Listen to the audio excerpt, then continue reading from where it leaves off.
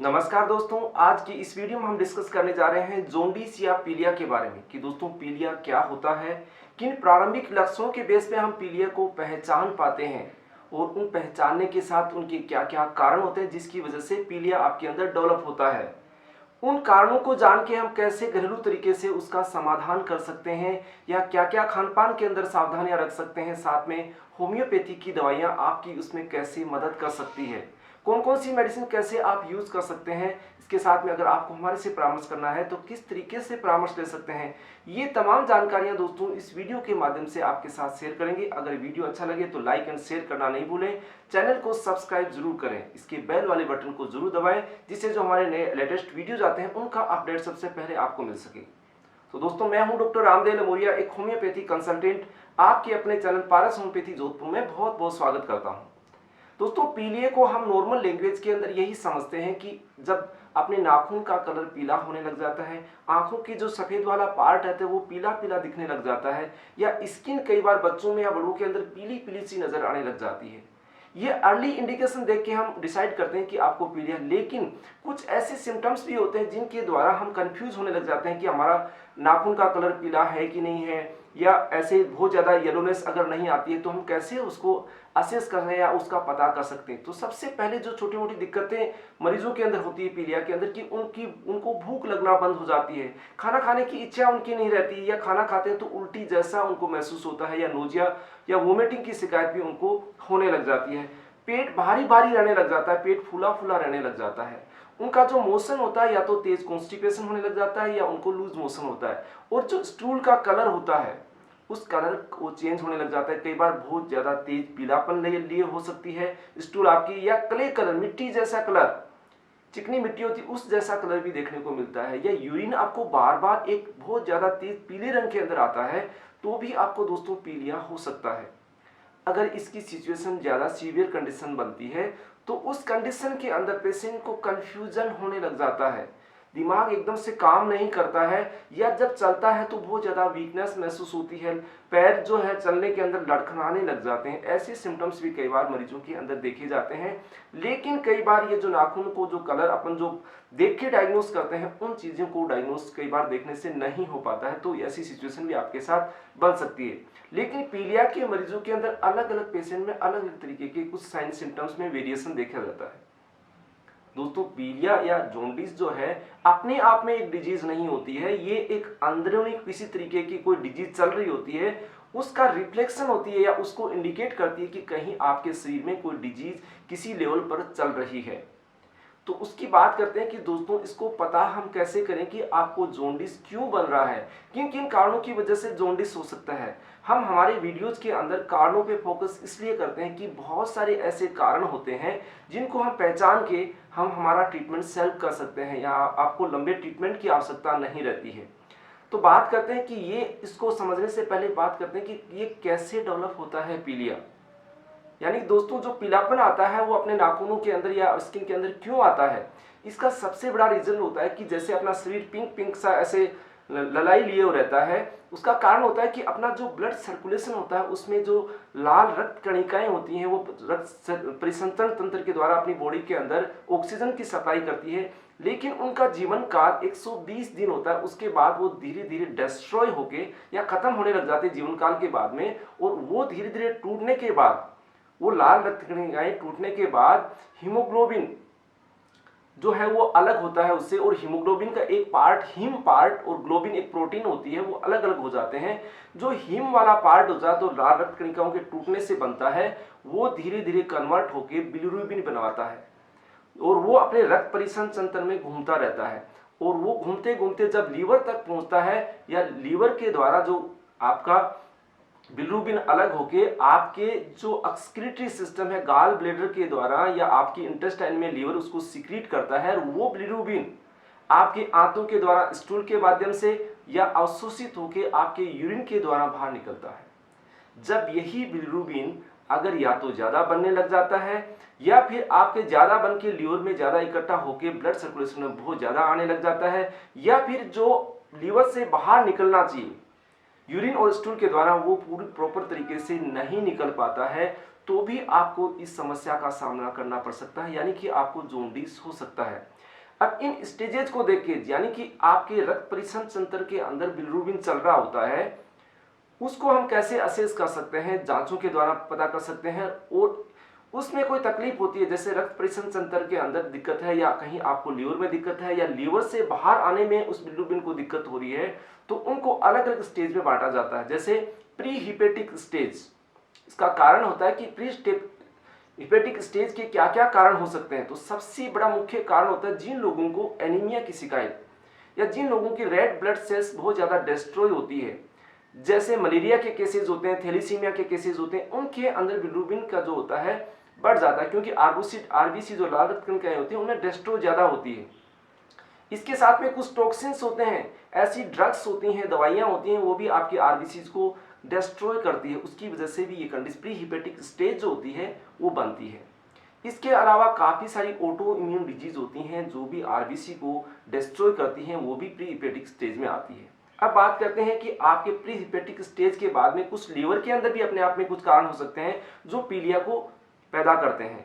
उसमें सबसे खास है दोस्तों हिपेटाइटिस, यानी आपकी लीवर के अंदर एक इन्फ्लामेशन, सूजन आ जाती है, और वो भी खास तौर से वायरल इन्फेक्शन की वजह से।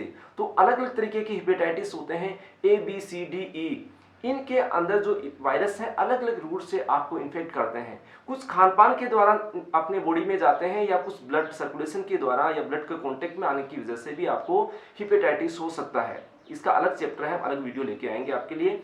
लेकिन ये जो हिपेटाइटिस है, आपके लीवर के अंदर सूजन बनने लग जाती है वायरल इन्फेक्शन की वजह से, तो भी आपको जॉन्डिस हो सकता है। इसके अलावा बहुत ज़्यादा ऐसे कुछ ड्रग्स या टॉक्सिन्स होते हैं जो आपके लिवर सेल्स को डैमेज करती हैं, तो भी आपको जॉन्डिस पैदा हो सकता है। या कुछ ऑटो इम्यून डिजीज, ऐसी रोग प्रतिरोधक क्षमता को इफेक्ट करने वाली जो डिजीज होती हैं, वो भी आपके लीवर को डैमेज कर सकती हैं। उसकी वजह से भी आपको पीलिया डेवलप हो सकता है। दोस्तों इसके अलावा काफ़ी तरीके के कोई लीवर कैंसर है, या ऐसी लीवर से रिलेटेड कोई डिजीज है, उसके अंदर भी आपको पीलिया देखने को मिल सकता है। या जो लोग ज़्यादा अल्कोहल का इस्तेमाल करते हैं, बहुत ज़्यादा ड्रग्स लेते हैं, उनका लीवर डैमेज होकर पीलिया आपको दिखने लग जाता है। इसके बाद में लीवर के बाद में जो लीवर से बिलिरुबिन बाहर आता है, अपनी गॉल ब्लैडर के थ्रू आंतों तक पहुंचता है, या पेंक्रियाज के रास्ते से होते हुए पेंक्रियाज को साथ में नली को जोड़ते हुए आंतों में जाता है, वहां पर कोई ऑब्स्ट्रक्शन या कोई रुकावट होने की वजह से भी आपको पीलिया हो सकता है। यानी कि आपके लीवर में कोई दिक्कत नहीं है, आपके रक्त परिसंचरण तंत्र में बिलिरुबिन जो बन रहा है नॉर्मली बन रहा है, लेकिन जो बन रहा है वो पूरी तरीके से बाहर नहीं आ रहा है, और वो सर्कुलेट होकर आपके ब्लड के अंदर बढ़ा देता है। बिलिरुबिन की जो काउंट होती है, जो मात्रा होती है, वो बढ़ा देता है। तो उसको बोलते हैं दोस्तों पोस्ट हिपेटिक फेज, यानी कि आपके लीवर के बाद में जो बिलिरुबिन बनना चाहिए वो सही तरीके से पूरी बॉडी से बाहर नहीं जा पा रहा है, वो स्टेज होती है पोस्ट हिपेटिक स्टेज। इसके अंदर आता है दोस्तों कहीं आपको गॉल ब्लैडर के अंदर कोई ऑब्स्ट्रक्शन तो नहीं है, कोई पथरी अगर उसको नली को रोक तो नहीं रही है, या पेंक्रियाज के अंदर कोई सूजन या कोई ऐसी दिक्कत तो नहीं है जिसकी वजह से आपका जो बिलिरुबिन है बाइल के द्वारा बाहर नहीं आ पा रहा है। इसके अलावा काफ़ी सारे पैरासिटिक डिजीज होती हैं, वो भी आपकी इस दिक्कत को क्रिएट कर सकती हैं। पैरासाइट हैं वो काफ़ी हद तक इसके लिए जिम्मेदार हो सकते हैं। तो जब भी जिन लोगों की जैसे स्लम्स एरिया होते हैं, या जहाँ पर साफ सफाई का ध्यान नहीं रखा जाता है, वहाँ पर इन पीलिया के चांसेस बच्चों में या बड़ों के अंदर ज़्यादा देखने को मिलते हैं। कुछ पर्टिकुलर सीजन के अंदर, बरसाती जो मौसम होता है उसमें खानपान के अंदर कुछ मक्खियाँ हैं, कुछ इन्फेक्शन एक दूसरे से फैल जाते हैं, उनके अंदर भी पीलिया ज़्यादा देखने को मिलता है। तो ये इन चीज़ों को आप मद्देनजर कारणों को ध्यान रखते हैं, तो काफ़ी चीज़ों का आप पता लगा सकते हैं कि कहीं क्या कारण मेरे अंदर हो सकता है। अब बात करते हैं दोस्तों, आपको पीलिया डेवलप हो चुका है तो आपको खाने पीने में क्या सावधानियां रखनी चाहिए। जिन लोगों को सामान्य पीलिया होता है, बॉडी अपने आप ही कई बार कवर कर लेती है, कुछ ही दिनों के अंदर बॉडी कवर करके वापस व्यक्ति नॉर्मल होने लग जाता है। लेकिन काफ़ी तरीके के ऐसे पीलिया होते हैं जिनकी वजह से व्यक्ति की डेथ भी हो सकती है, या डेथ नहीं होने के बाद भी अगर कुछ दिक्कत होती है तो उनको कॉम्प्लिकेशन का सामना करना पड़ता है। आगे लाइफ के अंदर उनको पेट से संबंधित समस्या रहने लग जाती है। जब भी हमारे पास कोई मरीज आता है पेट से संबंधित, हम सबसे पहले उसको पूछते हैं कि कहीं आपको कोई सीरियस जॉन्डिस तो नहीं हुआ था, या काफ़ी समय तक आपको जॉन्डिस से शिकार आपको तो नहीं हुए थे, या लीवर की कोई दिक्कत तो नहीं रही हो, ऐसा पूछा जाता है। तो उसका कारण होता है कि आपका लीवर एक बार इफेक्ट होने के बाद आपको थोड़ी बहुत तकलीफ कभी भी जीवन काल में आपको दे सकता है। इसलिए जॉन्डिस का प्रॉपर ट्रीटमेंट जरूरी है। और इसका सही तरीके से जानकारी रख के या सही तरीके से इसको डायग्नोस यानी किस तरीके का आपका पीलिया है उसके अकॉर्डिंग ही ट्रीटमेंट होता है। तो इसमें खाने पीने में सबसे खास सावधानी रखने की, हैवी डाइट कभी भी नहीं लें। पीलिया के जो मरीजों को बिल्कुल छोटी छोटी डाइट और हल्की डाइट, सुपाच्य भोजन का इस्तेमाल करना चाहिए और ज़्यादा से ज़्यादा लिक्विड डाइट में भी वाटर इंटेक अच्छा रखना चाहिए। इसके अलावा फ्रूट जूस है, जूस वगैरह है, ये उनका इस्तेमाल करना चाहिए। डाइट के अंदर जो ग्रेन्स होते हैं उनके अंदर होल ग्रेन्स, पूरे जो अनाज है उसको चोकर सहित खाने की ज़्यादा कोशिश करें, जिससे फाइबर बॉडी में जाए और उसके साथ में ये बिलोबिन आपका ज़्यादा स्वीट हो सके। इसके साथ में दोस्तों जो भी विटामिन सोर्सेज होते हैं उनको आप रिच क्वांटिटी में लेने की कोशिश करें। इसके अलावा आपको जो नहीं लेना चाहिए उसमें डेयरी प्रोडक्ट को आपको इस्तेमाल नहीं करना चाहिए, जिसमें आपके बहुत ज़्यादा सेचुरेटेड फैट है या अनसेचुरेटेड फैट्स जो होती है उसको अवॉइड करने की कोशिश करें, या जो डिब्बाबंद खाने आते हैं, भोजन आते हैं, उनको आप अवॉइड करें। इसके अलावा जो ड्रिंक होती है, सॉफ्ट ड्रिंक होती हैं या जो ज़्यादा सोल्टी चीज़ें होती हैं उनको भी आपको अवॉइड करना चाहिए। इसके साथ में हैवी डाइट के अंदर आप बहुत ज़्यादा मीट या नॉनवेज जो फूड लेते हैं उनको भी अवॉइड करने की कोशिश करें, यानी कि हल्के से हल्का खाना लेने की कोशिश करें, या जो लोग अल्कोहल लेते हैं वो अल्कोहल को अवॉइड करें।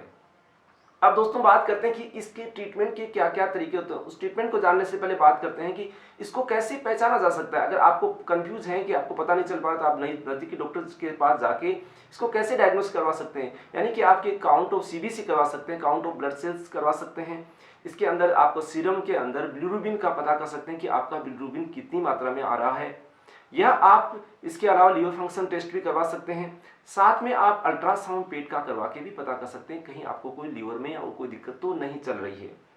अगर आपको दिक्कत आ चुकी है तो अलग अलग तरीके से ट्रीटमेंट किया जाता है कि जॉन्डिस के मरीजों के अंदर कम से कम दवाइयाँ, कम से कम एंटीबायोटिक्स, कम से कम एंटीवायरल ड्रग्स देके उनको ठीक किया जाता है। यानी कि 50% जो मरीज होते हैं जॉन्डिस के वो डाइटरी कंट्रोल्स के द्वारा ठीक हो सकते हैं, और कम से कम दवाइयाँ देके उनको सही प्रॉपर गाइडेंस दिया जाए तो वो आसानी से ठीक हो जाते हैं। लेकिन कुछ मरीज ठीक नहीं हो पाते, उनको क्रिटिकल केयर की भी आवश्यकता होती है, बहुत ही ज़्यादा सेंसिटिव केयर की आवश्यकता होती है, उनको बहुत प्रॉपर ट्रीटमेंट की जरूरत होती है। तो उनको नज़दीकी डॉक्टर से, किसी भी तरीके के डॉक्टर से आप कंसल्ट करके इसका ट्रीटमेंट जरूर करवाना चाहिए। अब बात करते हैं कि होम्योपैथिक मेडिसिन आपकी कैसे मदद कर सकती है इस आपके जॉन्डिस के केसेस में। तो सबसे पहली जो मेडिसिन यूज की जाती है, उससे पहले मैं आपको बता दूं कि होम्योपैथिक मेडिसिन आपके लीवर पे, आपकी बॉडी पे कोई भी साइड इफेक्ट नहीं करती है। बिना किसी साइड इफेक्ट के आपको होलिस्टिक हेल्थ देने में मदद करती है, आपके दूसरे सिस्टम को भी इंप्रूव करने में मदद करती है, आपके डाइजेशन को सुधारती है, आपके लीवर में किसी तरीके की सूजन है उसको इंप्रूव करती है, या कहीं कोई ऑब्स्ट्रक्शन है उसको भी ट्रीट करने में मदद करती है। तो सबसे पहली होम्योपैथिक दवा है दोस्तों चेलिडोनियम। चेलिडोनियम उन मरीजों के लिए ज़्यादा बेटर वर्क करती है जिन लोगों को लीवर से संबंधित समस्या, साथ में गाल ब्लैडर के अंदर उनको कोई ऑब्स्ट्रक्शन से रिलेटेड समस्या है, गाल ब्लैडर स्टोन है, उनको भी मदद करती है ये दवा। और आपके ओवरऑल हेल्थ या आपके डाइजेशन या लीवर को मजबूत बनाने में भी काफ़ी मददगार है चेलिडोनियम। चेलिडोनियम मदर टिंचर को आप 15 से 20 बूंद आधा कप पानी में दिन में 3 बार इस्तेमाल कर सकते हैं। सेकेंड जो मेडिसिन है दोस्तों मिरिका। मिरिका एक ऐसी मेडिसिन है जो टिपिकल जॉन्डिस के सिम्टम्स को कवर करती है, जिनके अंदर नाखून पीले हो गए, आंखों में पीलापन आ गया, आपकी स्टूल का कलर पीला हो रहा है या क्ले कलर का आ रहा है, यूरिन आपका पीला आ रहा है, आपके लीवर में दिक्कत हो रही है, ऐसी समस्याओं को कवर करती है दोस्तों मिरिका। मिरिका भी मदर टिंचर पाउडर के अंदर आप 15 से 20 बूंद आधा कप पानी में दिन में 3 बार ले सकते हैं। थर्ड नंबर की मेडिसिन चर्चा करेंगे दोस्तों है चाइना, या जिसको सिनकोना बोलते हैं। दोस्तों ये जो केसेस होते हैं जिनकी मलेरिया की वजह से जॉन्डिस डेवलप होता है, या जिनको लीवर से संबंधित समस्या रहती है, खान पान में तकलीफ रहती है, पेट में बहुत ज़्यादा गैस बनती है, या बहुत ज़्यादा वीकनेस वो लोग फील करते हैं, उनके अंदर चाइना का इस्तेमाल किया जाता है। इसको भी अलग अलग पावर के अंदर पोटेंसी में यूज किया जाता है। नेक्स्ट जो मेडिसिन है वो दोस्तों चियोनेंथस।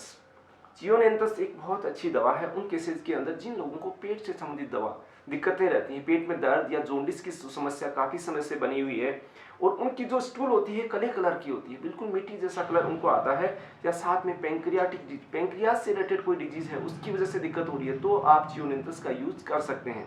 इसकी भी मदर टिंचर फॉर्म को यूज किया जा सकता है।